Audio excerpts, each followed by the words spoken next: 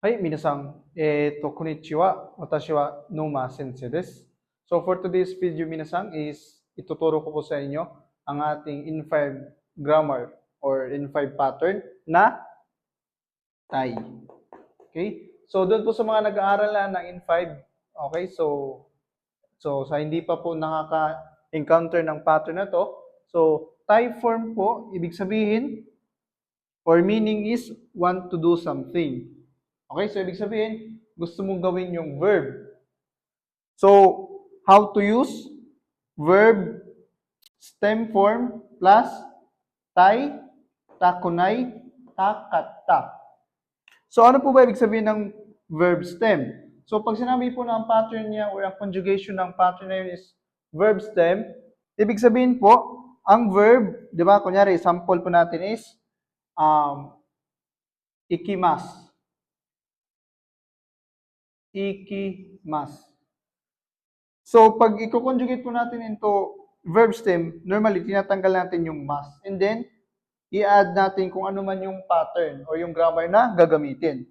So, kunyari po dito, this time, is tie yung gagamitin natin. So, kung ano man yung verb yung gagamitin mo, tatanggalin mo na yung mas and then plus tie. So, kunyari, ikimas, so pag i-conjugate mo sa tie form or want to do something or want to do verb, so magiging iki-tie.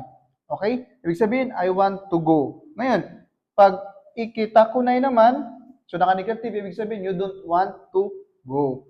So, pag ikitakata naman, ibig sabihin, ginusto mo na pumunta, pero tapos na.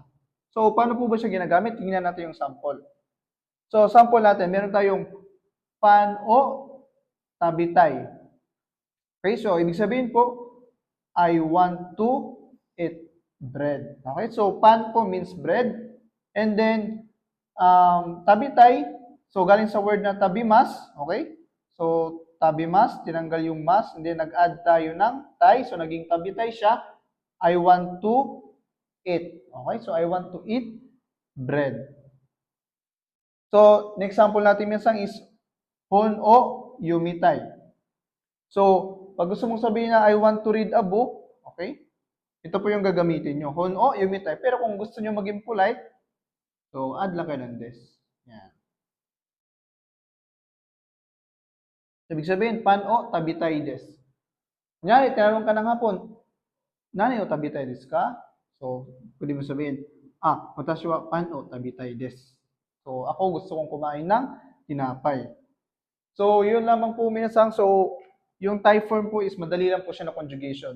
Sa lahat po ng pattern minsan, when it comes to conjugation, pag sinabing verb stem, so yan po yung pinakamadali. Kasi normally, ang ginagawa natin, pag i-conjugate natin, so yung verb na naka-mas form, tatanggalin mo lang, and then, papalitan mo kung anong pattern yung gagamitin.